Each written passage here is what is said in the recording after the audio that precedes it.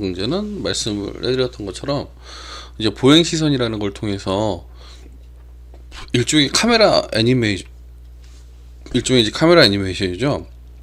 죄송합니다. 자, 이 카메라 애니메이션을 어떻게 만들고 그 다음에 이제 아웃풋을 어떻게 내는지 그것까지 한번 진행을 한번 해볼게요. 일단 기본적으로 뷰는 3D로 보시는 게 좋으실 것 같고요. 아니시면 배치도에서 사실 작업을 하셔도 무방합니다. 여기 배치도 같은 경우 이렇게 잡아주신 다음에 제일 처음에 생각을 하셔야 될 게 뭐냐면 카메라가 어떻게 이동할 건지에 대한 경로를 먼저 이렇게 한번 마음속으로 이렇게 그려보시는 게 제일 중요할 것 같고요.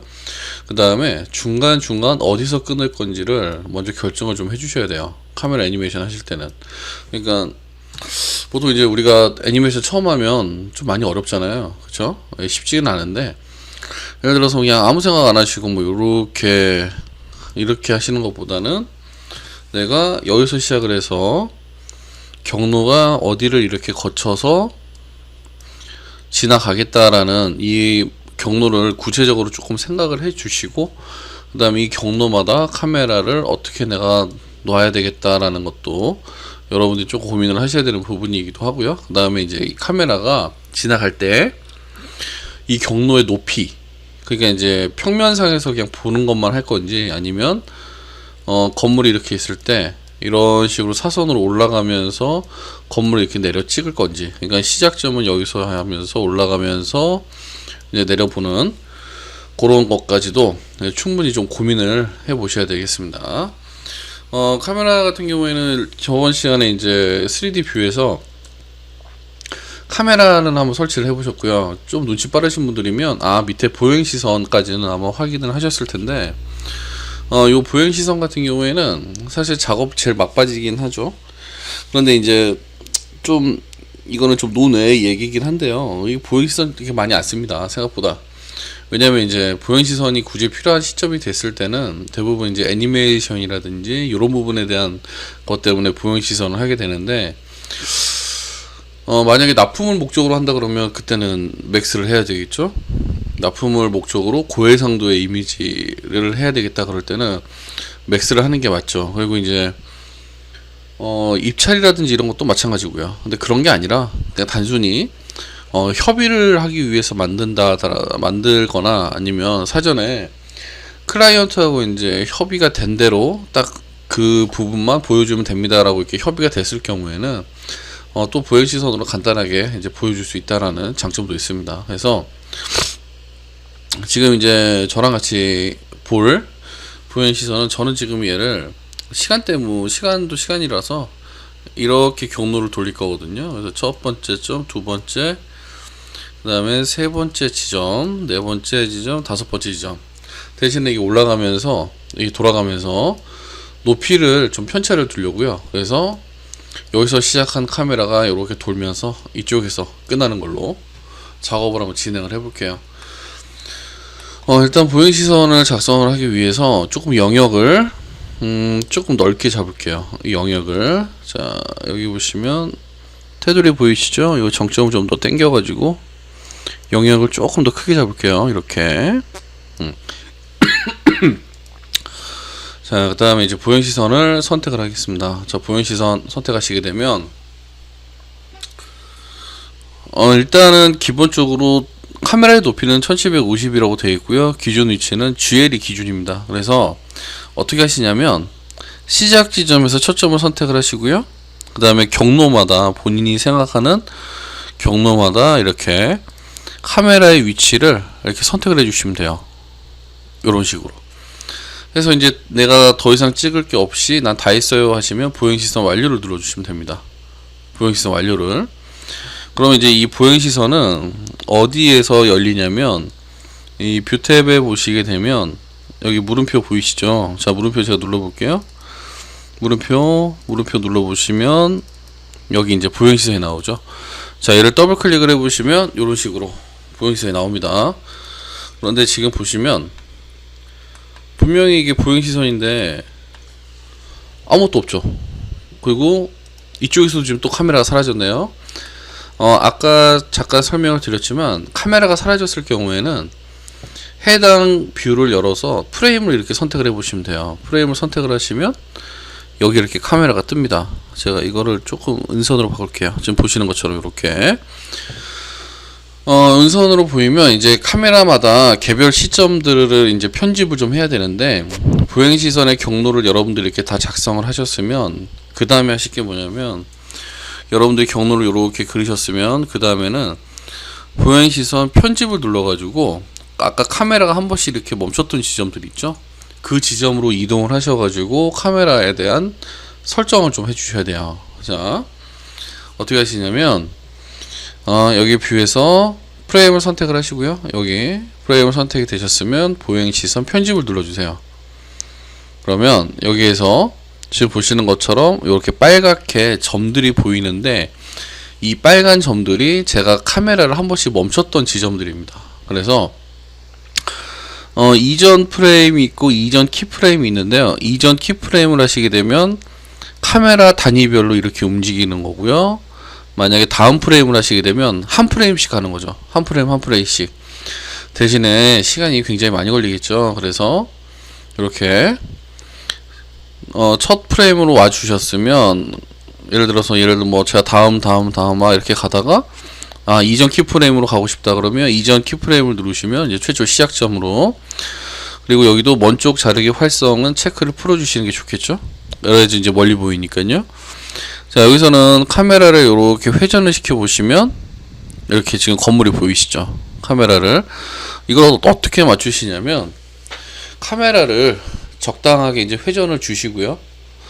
카메라를 적당하게 회전을 주셨으면 그 다음에 이제 어떻게 하시냐면, 이쪽에 뷰 큐브가 있다라고 제가 말씀을 드렸죠. 뷰 큐브를 이용을 해서 줌이라든지 뭐 초점을 이렇게 이동을 시키시면 되겠죠. 이런 식으로 아예 건물 이렇게 보일 수 있게.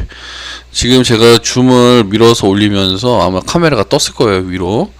그러면 이제 궤도를 이용해서 조금 뷰를 낮춰주시고, 초점 이동을 통해서 이제 바닥에서 보는 것처럼 이렇게 이제 만들어 주시면 되겠죠. 그러니까 그 한 개 한 개 키프레임마다 뷰 큐브를 이용을 해서 내가 설정을 한다 라고 이해를 하시면 되세요.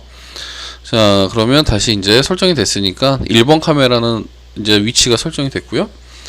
자, 다음 키프레임을 눌러주시면 얘가 이제 이렇게 이동을 하죠. 똑같습니다. 카메라의 위치를 이렇게 정점을 움직여서 맞춰주시고, 이렇게 정점을 이용해서 대략적인 방향, 뷰의 방향을 정하셨으면 뷰 큐브를 사용을 하셔가지고요. 여기 초점 이동을 통해서 뭐 이렇게 살짝 들어 올리실 수가 있겠죠. 그리고 궤도 이렇게 틀어가지고요. 자, 초점 이동 조금 올려주시고 이렇게. 자, 또 다음 키프레임 눌러주시면 바로 다음으로 넘어가죠. 지금 여기로 넘어왔죠. 자, 취소가 됐네요. 자, 선택하시면 자, 여기서 보행시선 편집 하시고요. 다음 키프레임 이동해서 카메라의 위치를 또 이렇게 세팅을 해주시고요. 적당하게. 여기서는 이제 좀 고도를 올려볼게요. 여기서 고도를 만약에 올리고 싶다 그러면 초점 이동을 통해서 카메라의 위치를 이렇게 싹 들어버리시면 되겠죠. 이 정도까지. 아니시면 좀 더 이렇게 들어주시고, 궤도를 사용을 해서 이렇게 내려다보는 시선으로 이렇게 바꿔주시면, 여기서는 평면으로 보이지만 실제로는 지금 카메라가 올라가고 있는 거겠죠. 자, 됐으면 다시 이쪽에서 다음 키프레임 들어가 주시면 되겠죠. 자, 제가 다시 선택할게요. 선택이 풀렸네요. 자, 여기 눌러서 자, 보행시선 편집, 그 다음에 다음 키프레임 다시 일로 왔죠. 자, 여기도 이렇게 뷰를 잡아주시고, 여기 한 번에 잡혔네요. 자, 이것도 뷰 큐브를 사용을 하셔가지고요. 초점을 이동해서 이걸 이렇게 좀 싹 들어주시면 좋겠죠. 아예. 이제 좀 많이 위에서 내려다보는 걸로 바꿔볼게요. 이렇게 해서, 궤도를 조금 이제 수정을 해주시고요. 이렇게. 됐죠? 됐으면, 이거 좀 닫아주시고. 자, 이쪽 화면에서, 자, 다음 키프레임을 제가 한번 눌러볼게요. 자, 여기서 다음 키프레임 다음 키프레임 눌러보시면, 아이고, 또 선택이 풀렸나 보네요. 자, 이럴 때는, 자, ESC 한번 눌러주시고, 한번 더 누르셔도 돼요. 이렇게 선택을 다시 하시면, 보행시선 편집이 뜹니다. 그러면, 보행시선 편집 누르신 다음에, 다음 키프레임을 잡아주시고요. 요렇게 가주시면 되겠죠. 이쪽이 보이게. 그리고, 자, 뷰큐브 이용하셔가지고요. 초점을 위로. 좀 많이 이건 들으셔야 될 거예요. 그쵸? 이렇게 좀 확 들어 올릴게요. 이런 식으로. 그 다음에 궤도를 이용해서 아예 이렇게 위에서 내려다보는 거로. 그럼 지금 여기 카메라가 자동으로 이동이 됐죠. 다 됐으면, 자, 여기서 ESC 한 번만 더 누르시고, 자, 이쪽으로 이제 볼게요. 그러면 이제 카메라 뷰가 어느 정도 이제 잡힌 게 확인이 되셨으면, 자, 보행시선 편집을 눌러서 이전 키프레임, 이전 키프레임, 이전 키프레임, 이전 키프레임 이렇게 한 번씩 확인을 하시면 되세요. 그런데 만약에 중간에 지금 이런 식으로 만약에 잘 안 보이는 부분이 나온다 그러면 반드시 이렇게 수정을 좀 하셔야 되겠죠. 초점 이동을 좀 해주시고, 이렇게 이런 식으로. 그 다음에 궤도를 이용해서 약간 살짝, 아니시면 좀 얘는 더 들어 올려줘도 되겠네. 이런 식으로. 그 다음에 또 이전 키프레임 해주시고, 여기도 마찬가지겠죠. 자, 초점 이동. 그 다음에 얘는 좀 줌을 뒤로 빼도 되겠네요. 자, 줌을 조금 뒤로 이렇게 빼가지고 이런 식으로. 궤도도 좀 보여주고요. 초점 이동도 좀 밑으로 내리고, 이전 키프레임. 그 다음에 이전 키프레임. 얘도 궤도를 좀 더 틀게요. 그리고 초점을 조금 내려주고요. 이렇게. 자, 해서 프레임마다 이렇게 키프레임을 꼭 한번 확인을 하셔야 됩니다. 왜냐면 이게 애니메이션으로 그 중간에 있는 동선을 컴퓨터가 자동으로 계산하기 때문에 내가 원하지 않는 뷰가 잡히는 경우도 있어요. 방금 여기 보시면 이렇게 보이는 거죠. 이런 식으로 카메라가 이제 떨어져 버린 거죠. 이럴 때는 살짝 틀어가지고요. 초점을 이렇게 올려주셔야 되겠죠. 그 다음에 다시 이전, 다음 키프레임, 다음 키프레임, 이전 키프레임 보셔서, 자, 이게 좀 올려야 되겠네요. 이렇게 궤도 좀 더 이렇게 낮춰주시고, 초점 이렇게 이동을 하시고, 자, 됐으면 이제 한번 다시 보고, 그 다음에 재생 한번 눌러보시면 이렇게 재생이 돼 있어. 카메라가 이렇게 돌아가는 게 보이는데, 아, 지금 밑으로 좀 숨었나요? 카메라 자체가. 그리고 카메라 다시 올라와서 이런 식으로 건물의 모양이 보이고요. 이제 카메라가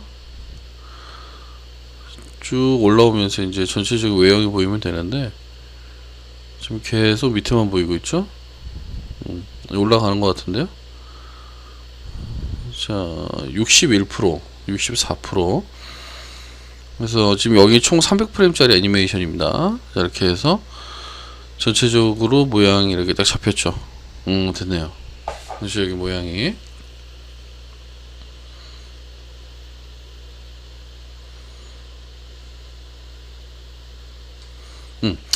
자, 이렇게 된 게 확인이 되셨으면 이제 중간에 좀 수정을 해볼게요. 자, 여기서 지금 보시면 이 두 번째 키프레임 있죠. 이 두 번째 키프레임이 지금 이렇게 땅속에 묻혀 있는데, 요 부분 같은 경우에는, 자, 3D로 가보시면 3D에서 정점이, 제가 요거를 음영 처리를 꺼버릴게요. 은선으로. 자, 은선으로 보시면, 자, 제가 프레임을 선택을 이렇게 하고요. 자, 3D에서 지금 보면 보이시죠? 그러면 3D 화면에서 보행시선 편집을 눌러주시면 이렇게 정점을 사용자가 이게 선택을 하실 수가 있어요. 이 정점을. 그러면 지금 여기 컨트롤이 활성 카메라로 되어 있는데, 경로를 선택을 해주시면 제가 정점을 이렇게 잡아가지고요. 정점을 이렇게 잡아서, 자, 정점을 요렇게, 아이고, 죄송해요. 정점을 잡아서, 그 좀 올릴 수가 있겠죠. 지금 여기 내려가 있는 거 보이시죠? 이렇게 올리시는 게 가능하죠. 정점을 잡아서. 그러면 카메라가 지금 이렇게 싹 공중으로 떴죠. 자, 그러면 다시 WT 눌러가지고요. 자, 다시 잡아볼게요. 다시 또 이제 한번 걸어봐야죠. 자, 아무래도 좀 많이 늦네요, 이제. 컴퓨터. 자, 보행시선 편집 눌러가지고요. 재생 눌러보시면 지금 이렇게 하나씩 돌아가는 게 눈에 보이시죠? 아까 이제 보행시선을 위로 억지로 끄집어 올려놔서 이제 전체적으로 이제 다 보이시죠? 이렇게. 자, 이제 그 종료할게요. 취소. 예. 자, 이렇게 보행시선 편집하신 거를 이제 외부로 내보내셔야 될 때는 어떻게 내보내시냐면, 자, 일단 보행시선은 종료하고요. 여기 응용 프로그램 버튼을 눌러보시면 여기 내보내기라고 있습니다. 내보내기 옵션에 보시면 제일 하단에 여기 이미지 및 동영상이 있고요. 여기 보행시선이라고 들어있습니다. 그래서 보행시선을 이렇게 선택을 해주시면 지금 이렇게 동영상을 내보내실 수가 있죠. 모든 프레임 걸어주시면 되고 20초짜리네요. 그리고 뭐 음영 처리를 할 건지 아니면 뭐 렌더링을 할 건지, 그 다음에 날짜 및 시간 포함을 하실 수 있고, 지금 치수가 567에 425라고 되어 있는데 이것도 여러분들이 뭐 한 3000에 얼마 그럼 이렇게 자동으로 들어갑니다. 그래서 확인을 누르시면 저장이 되는데, 이거를 실제로 해보기에는 시간이 좀 너무 많이 걸려서 실제로 해보지는 않을 거고요. 여러분들이 한번 해보시고 아마 저 렌더링을 한번 해보시면 질문거리가 되게 많으실 거거든요. 그때 제가 그거를 좀 해결해드리는 걸로 그렇게 좀 수업을 할게요. 왜 그러냐면 이게 시간이 너무 많이 걸려요. 한번 해볼까요? 그러면 제가 이거 좀 줄일게요. 한 600 정도로 이렇게. 그러면 이제 저장을 어디다 할 건지 물어보죠. 자, 새 폴더 여기다 저장할게요. 그래서 저장 눌러보시면 어떻게 할 건지 물어보죠. 잠시만요. 제가 이거 저장 잘못한 것 같은데. 다시 내보내기에서 이미지 및 동영상의 보행시선. 자, 은선 말고요. 음영 처리로 내보낼게요. 시간이 너무 걸릴 것 같으니까. 그 다음에 날짜 및 스탬프 포함하시면 이제 오늘 날짜 지키는 거고요. 자, 확인 누르고 저장되는 포맷은 AVI 파일입니다. 자, 해서 제가 저장 누르면 물어보죠. 똑같은 건데 어떻게 할 거냐고 그냥 덮어쓸게요. 그래서 확인 눌러주시면 지금 이제 그 작업창에서 그 플레이가 한번 되면서 이제 저장을 해요. 하나씩 한 프레임씩. 그러니까 총 프레임 숫자가 300프레임이었잖아요. 그러면 그 300장의 이미지를 다 저장을 하는 거라고 보시면 돼요. 300장의 이미지를.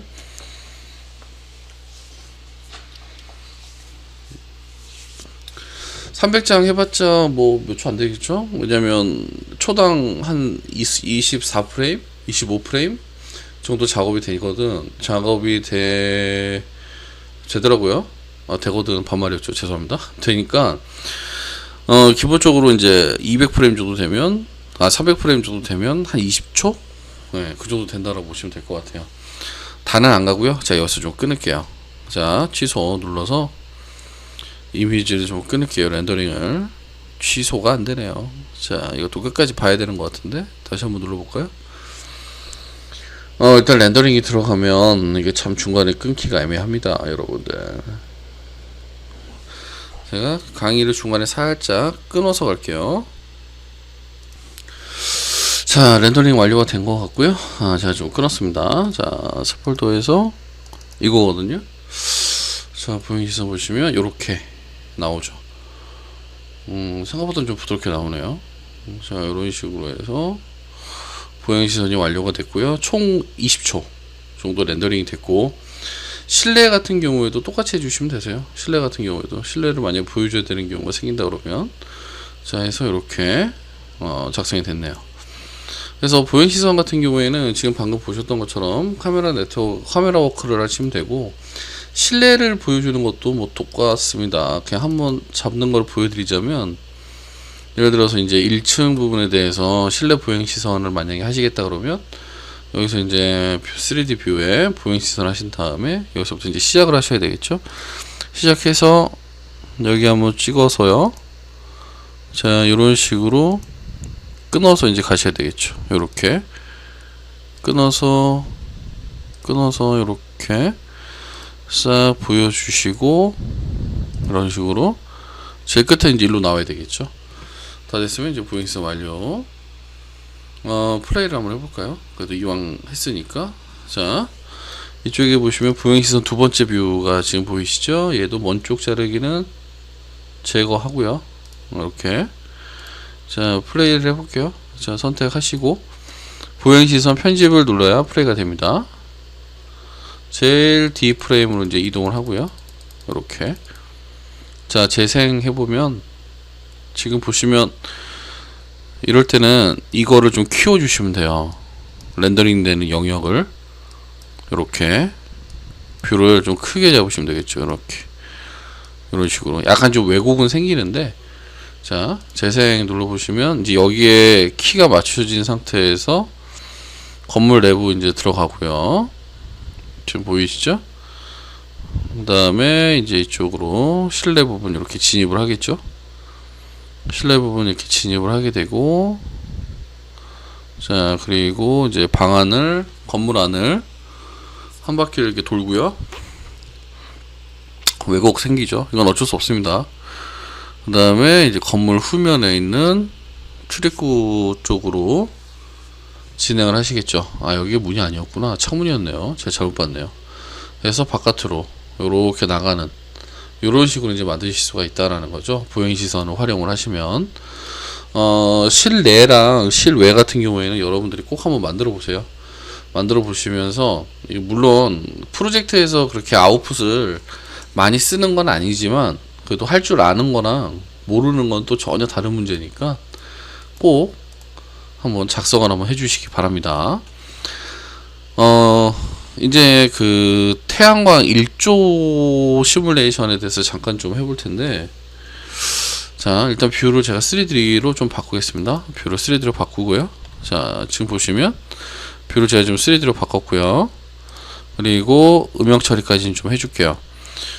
그 태양광 1조 시뮬레이션 같은 경우에는 이제 주요 프로젝트를 진행을 하는 과정에서 작업을 많이 하게 되는데, 여기 서 있는 이 건물이 주변 건물에 영향을 주지는 않나, 뭐 이런 그 환경평가 같은 거를 할 때 주로 많이 사용을 하거든요. 그래서 만약에 이제 이 주변에 건물이 없잖아요, 지금은. 그래서 건물을 만약에 세워야 된다라고 하실 때는, 자, 1층이나 배치도에 가서 세우시면 되겠죠. 배치도 이쪽으로 오셔가지고 어떤 걸 세우시냐면, 여기 구성 요소 눌러보시면 네오 편집 모델 혹은 메스를 사용하시면 되는데, 메스는 아직 안 배웠으니까 네오 편집 모델을 이용을 해서 한번 건물을 만들어 볼게요. 자, 일반 모델을 선택을 해주시면 되고요.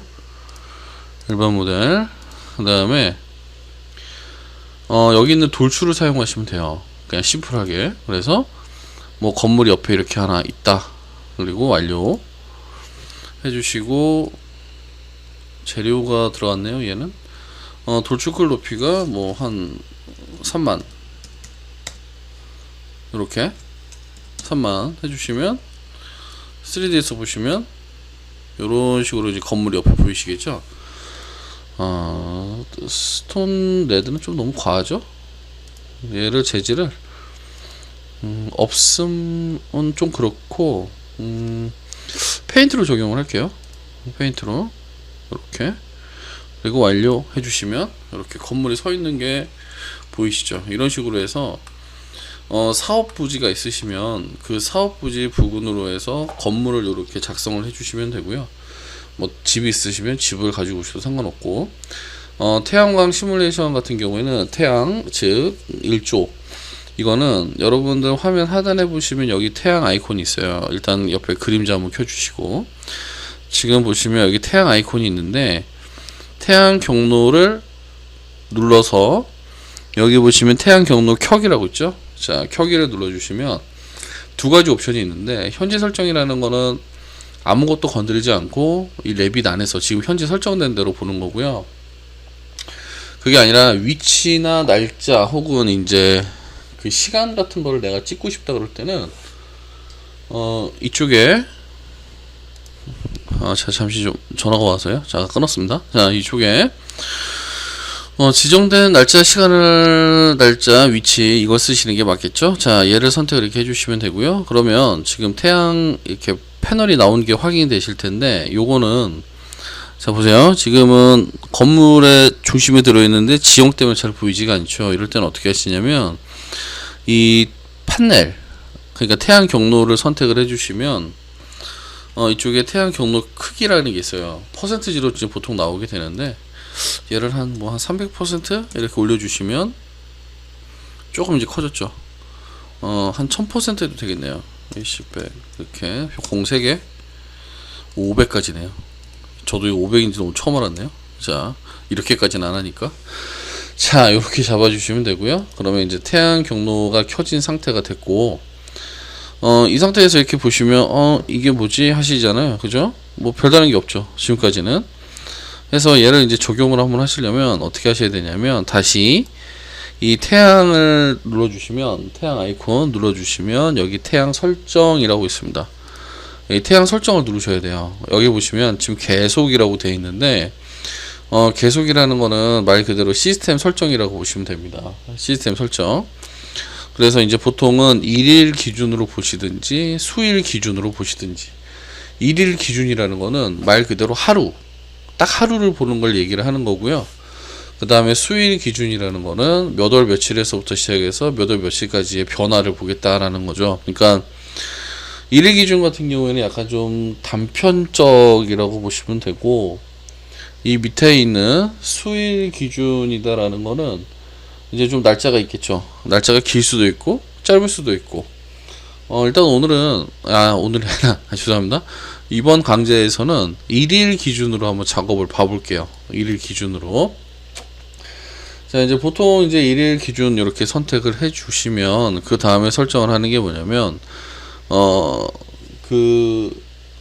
갑자기 제가 말이 생각이 안 나는데, 일조권이라는 거 혹시 들어보셨나요? 일조권 분석이라 해서 그 기준이 되는 게, 동짓날 하루에 4시간 이상 이제 해가 드냐, 요게 이제 기본적으로 일조권의 가장 큰 그 문제인데, 문제라고 보기 좀 그렇지만, 하루 해가 드냐 안 드냐에 따라서 이제 좀 허가가 나냐 안 나냐가 이제 결정이 되기도 하잖아요. 그렇죠? 그때 이제 여기에 있는 동지 일조 연구라는 걸 쓰실 수가 있죠. 자, 이제 동지 일조 연구라고 선택을 해주시게 되면 동짓날 기준으로 이제 태양이 바뀌게 되는데, 이제 뭐 동짓날이 아니라 그래도 저렇게 바뀌게 됩니다. 그리고 이제 위치 같은 경우에는 여기 대한민국 지금 서울로 돼 있죠. 여기서 이제 주의할 게 뭐냐면, 우리나라가 좀 많이 크잖아요. 그죠? 우리나라 요만하잖아요. 그죠? 북한 합치면 뭐 요만하겠죠. 요렇게 요만하잖아요. 그죠? 문제는 여기에 있든 여기에 있든 여기에 있든 여기에 있든 큰 차이는 없어요. 사실 어디에 있든 뭐 그렇게 크게 차이가 나진 않아요. 그리고 제가 알기로는 이게 측정되는 지점이 한국에 2군데인가 3군데 있는 걸로 알고 있는데, 그렇게 이제 편차가 크지 않다라는 거. 근데 이제 미국은 다르죠. 미국이나 러시아나 이런 데는, 중국은 이만하잖아요. 그죠? 여기랑 여기랑 시간차가 완전히 다르기 때문에 그 경우에는 좀 별도로 치겠지만, 한국 같은 경우에는 그렇게 크게 고민 안 하셔도 된다는 거. 일단은 한번 위치를 잡아 볼게요. 자, 대한민국 서울로 지금 현재 설정이 되어 있고요. 그 옆에 박스를 누르시게 되면 사용자가 위치를 지정을 하실 수가 있습니다. 위치를. 여기서 지정이 되는 위치는 기본적으로 구글 맵을 기준으로 해서 잡히게 됩니다. 이런 식으로 제가 확장을 좀 해볼게요. 그래서 이제 이 위치 같은 경우에는 어떤 식이냐면, 프로젝트의 주소를 입력을 해서 찍는 경우도 있는데, 서울시 뭐라고 넣어볼까요? 서울시 강남구로 해볼까요? 강남구라고 검색을 이렇게 해보시면, 자, 강남구 뜨죠? 강남구 선택하시면 이렇게 이동은 되죠. 이제 동까지는 아마 안 되는 걸로 제가 알고 있는데, 동도 여러분 한번 해보시고, 제가 말씀드렸지만 이게 여기에 있나 여기에 있으나 별 차이가 없다라는 거, 서울에서는. 근데 이제 만약에 지방이다 그러면 조금 이제 이렇게 바뀔 수는 있겠죠. 예를 들어서 지금 한참 열심히 하고 있는 평창이다. 지금 한참 열심히 하고 있는 대한민국 화이팅. 자, 요런 지역이다라고 하면 조금 얘기가 달라질 수는 있겠지만요, 그렇게 크게 뭐 차이는 없다라고 보시면 됩니다.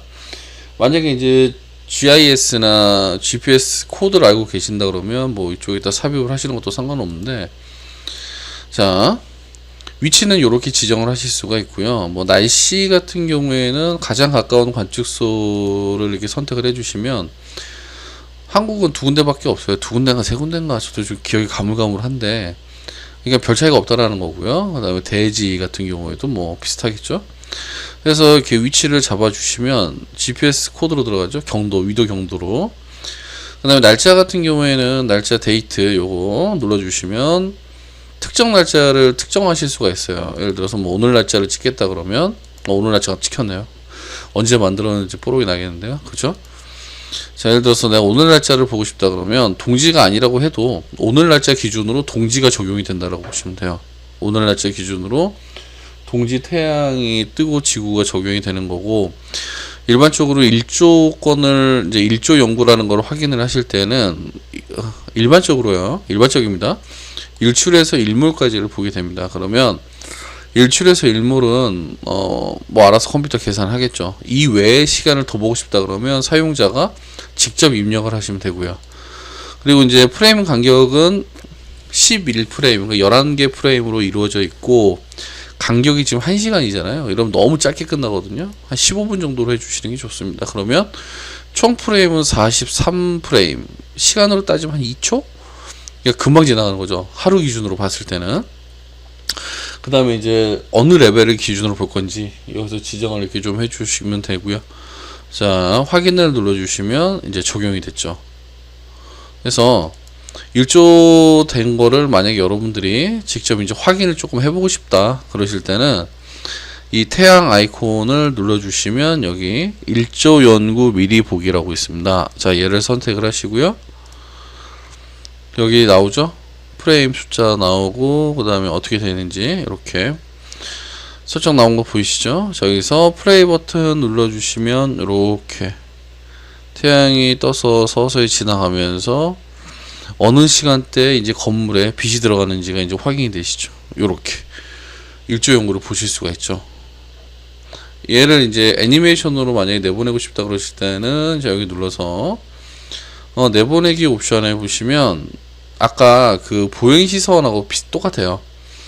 여기에 보시면 일조 연구라는 게 있습니다. 그래서 일조 연구 선택을 해주시면 되고요. 모든 프레임을 선택을 하시면 되고, 만약에 초당 지금 프레임 숫자가 15개인데요. 조금 더 이제 좀 뭐라 할까요? 좀 부드럽게 보고 싶다 그러면 프레임 숫자를 이렇게 늘리시면 되겠죠. 프레임 숫자를. 그 다음에 이제 뭐 모서리 음영이라고 되어 있는데 그냥 뭐 음영 처리해 주셔도 될 것 같고요. 모서리 음영을 할게요. 그리고 뭐 확인 눌러주시면 이제 또 뭐 저장하겠죠. 그냥 덮어쓰기 할게요. 자, 덮어쓰기 이용해서 이렇게 저장을 해주시면, 자, 확인 하시게 되면 이제 프레임 하나씩 하나씩 렌더링이 걸리게 됩니다. 지금 보시는 것처럼 이렇게 아마 금방 끝날 것 같은데 쭉쭉 이제 렌더링이 되는 게 보이시죠? 그러면서 이 그림자가 지금 움직이는 걸 자세히 보셔야 되세요. 근데 지금 여기가 지금 제대로 하고 있는 게 아니라 한 가지 옵션이 빠졌어요. 그거 좀 이따 할 거예요. 자, 해서 쭉쭉 렌더링이 들어가고 있고요. 이건 조금 기다려서 보도록 하겠습니다. 이제 일몰로 넘어가고 있는 거죠. 그림자 보시면 일몰로 이렇게 넘어가서 이제 주변에 그림자지는 게 확인이 되시고, 자, 다 끝났네요. 다 끝났으면 이제 또 찾아서 한번 틀어볼까요? 자, 새 폴더에 요걸로 지금 저장해 놨는데 요렇게 이런 식으로 되게 짧죠. 이런 식으로. 왜냐면 이제 여러분들이 찍은 게 일출에서 일몰까지가 프레임 숫자가 얼마 안 돼서 그래요. 15분 간격으로 하더라도. 근데 이제 이게 정확하지가 않거든요. 이게 왜 정확하지가 않다고 제가 말씀을 드리는 거냐면, 제가 일조 연구를 잠깐 태양을 끌게요. 태양 경로 끄기 좀 하고요. 지금 아니다, 다시 켜야 되겠구나. 켜기 해서 태양 일조 연구를 미리 보기를 좀 눌러가지고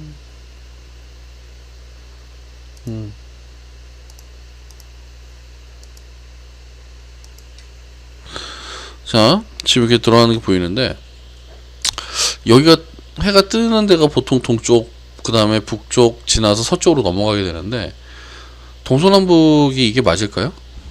여기가? 건물의 모양이 이렇게 맞을까요? 의문이죠? 자 1층을 다시 들어가 볼게요. 1층 들어가 보시면 일반적으로 모든 도면에는 여기 이렇게 방위가 붙어 있습니다. 여기 방위가 지금 여기가 북쪽을 가리키고 있고요. 여기가 남쪽을 가리키고 있는데 만약에 이 방위가 이게 아니라 이렇게 되어 있는 거면 어떻게 될까요? 이쪽이 북쪽이고 이쪽이 남쪽일 때, 그러니까 이 방위가 아니라 이렇게 생겨 먹었을 때, 자 요때 이제 방위를 맞추는 거를 제가 좀 알려드릴게요. 이게 이때 이제 진북이라는 게 나오고요. 그 다음에 도북이라는 게 나오는데 우리가 도북이라는 거는 뭐냐면 도면 그리기 편하게 종이의 이 위쪽을 북쪽으로 잡는 걸 도북이라 그러는 거고, 진북이라는 거는 여러분들 지구본 같은 거 이렇게 보시게 되면 북극이 있죠. 이 북극이 있는 쪽을 가리키는 게 진짜 북쪽이겠죠. 그러면 도북과 진북은 서로 다를 수 있겠죠. 같을 수도 있겠지만, 자 그거 설정을 맞추는 걸 잠깐 해볼게요. 자 여기 이게 뭐죠? 1번 모델? 건물 하나 그려져 있는 거구나. 자 여기다 하나 그리시면 되겠다. 진짜 북쪽을 맞추기 위해서 방위 표시를 잠깐 한번 그려볼 텐데, 주석 탭에 가보시면 여기 주석 탭에 가보시면 이쪽에 상세선이라는 게 있습니다. 상세선을 이용을 해서 이렇게 북쪽을 잡아주시고 이렇게 방위 표시를 이렇게 했어요. 여기서 지금 보시면 아시겠지만 지금 현재 제가 생각하는 북쪽은 여기에요. 그러니까 도면의 북쪽이 이쪽입니다. 자 얘를 이제 설정을 하시려면 어떻게 하셔야 되냐면 관리 탭으로 넘어가 보시면 관리 탭에 들어가 보시면 이쪽에 그 위치에 보시면 진북 회전이라는 명령이 따로 있어요.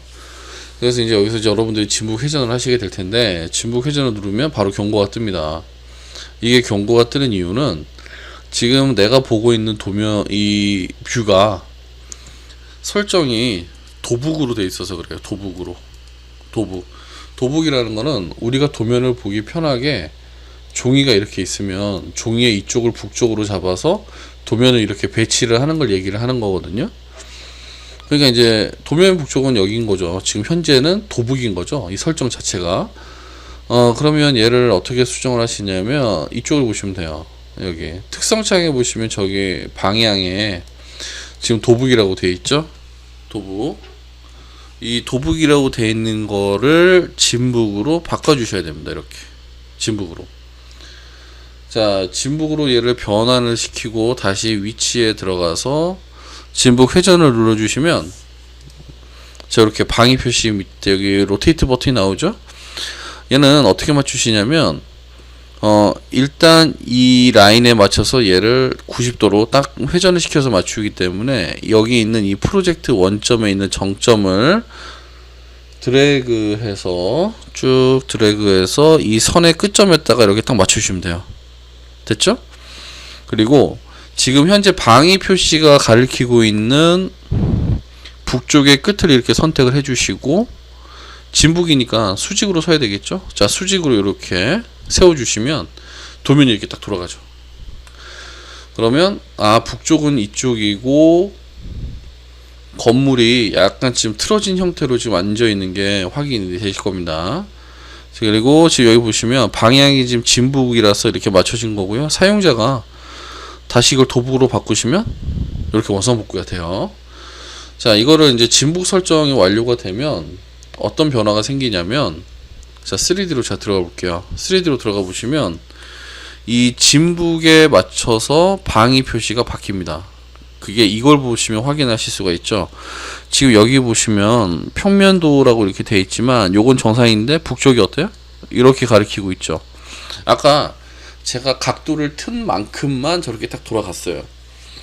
그럼 이제 아까 이쪽에 있었던 이 1조 시뮬레이션 역시 이렇게 위치가 돌아가게 되는 거죠. 이거 역시. 자, 해서 이쪽도 다시 한번 이제 1조 분석을 한번 해보시면, 1조권 분석을 이렇게 해보시면, 아까랑은 이제 좀 결과가 달라졌죠. 지금 돌아간 거 확인되시죠? 방금 북쪽이 이 위로 이렇게 지금 돌아갔죠. 이쪽으로 왔고요. 동쪽, 서쪽인가요? 웨스트? 동쪽? 아, 서쪽이구나. 그래서 1조 시뮬레이션 한번 해보면, 연구 미리 보기 해서 플레이를 해보면요, 아까랑은 약간 좀 달라졌습니다. 아까보다 건물이 더 틀어졌기 때문에 조금 일찍 해를 보게 되고요, 조금 더 이제 오랫동안 이게 해를 마주하게 되죠. 이렇게 해서 기본적으로 여러분들이 이제 1조권 분석, 흔히 우리가 말하는 1조라는 걸 하시게 되면 이런 형태로 해서 작업을 하시게 되세요. 그럼 이제 여기서 여러분도 한 가지 의문이 생기지 않으세요? 이게 그러면 실제로 데이터로 사용이 가능할 것인가? 애석하게도 요거는 공식적인 자료는 안 됩니다. 왜냐면 이제 이게 그 어디 뭐 기관에 요런 데서 측량을 한 게 아니기 때문에 요거 이제 공식적인 자료로는 못 쓰고요, 말 그대로 참고용으로 사용이 가능하시고, 이제 보통 그 바사리라든지 아니면 이제 에코텍 같은 소프트웨어에서 좀 더 정밀하게 이제 측량과 측정이 가능하시고, 지금 현재에서 레빗에서는 딱 요 정도 범위까지라고 보시면 되세요. 그래서 여기 있는 이 태양 그림을 이동을 시켜 가면서 이게 몇 시간 동안이나 건물에 이제 빛이 들어가는가, 요런 거를 이제 측정을 할 수 있는 수단이 되는 거죠. 자, 지금 여기까지가 이제 전체적인 요 프로젝트의 시작에서 끝까지 작업을 다 해봤고요. 지금 여기 보시면 창문 다 안 넣었거든요, 제가. 요건 여러분들이 다 넣으셔야 됩니다. 패밀리로 넣으시고 저한테 보내주셔야 되겠죠. 이제 물론 제가 패밀리를 쓱싹 하려는 건 아니고 저도 이거 다 가지고 있어서 쓱싹 하려는 건 아니고요. 여러분이 패밀리를 만드실 때 어떤 부분에서 실수한 데가 있는지 없는지 그런 걸 제가 봐드려야 되기 때문에 작성하신 패밀리는 저한테 한번 보내줘 보시면 좋으실 것 같아요. 아니시면 이제 직접 넣어보고 이미지를 캡처를 하셔서 저한테 주셔도 되고요. 이제 지금 오늘 작업을 한 내용은 보행 시선에 대한 부분하고 1조 태양 요 아이콘, 그러니까 1조권 잡는 방법에 대해서 했고요. 그 다음에 진북과 도북 회전에 대해서 이제 작업을 하셨었죠. 여러분들 이제 작성을 하실 때 진북 회전이라든지 이런 부분 같은 경우에는 거의 마지막 작업 단계라고 보시면 되세요. 얘도 이제 진북이 아니라 도북으로 바꿔야 되겠죠. 이렇게. 그리고 이제 여기 있는 실의 이름들이 이렇게 만약에 필요하시다 그럴 때는 어렵게 생각하지 마시고, 건축 탭에 보시면 여기 룸이라고 있죠. 룸을 이용을 해서 이렇게 입력을 해주시면 이런 태그를 이렇게 삽입을 하실 수가 있습니다. 이런 식으로 이렇게 룸 기호를 이용을 해서, 자, 이렇게 해서 작업을 해주시면 되고요. 많은 부분을 제가 강의를 계획을 하고 했어야 되는데 약간 좀 부족한 게 좀 많이 있네요.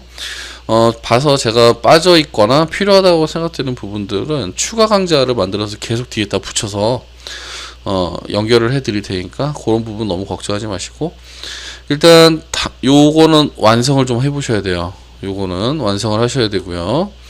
그 다음에 이제 여기에 들어가는 패밀리 같은 경우에는 제가 이제 자료방에 올려서 배포를 해드리든지 아니면 강좌 수강하시는 분들한테 별도로 이제 만들어서 좀 배포를 해드릴게요. 왜냐면 변기라든지 이런 거는 진짜로 만들 수는 없잖아요. 그 일일이. 그쵸? 못 만들진 않지만 그거 만드는 노력에 비해서 결과가 그렇게 좋지는 않거든요.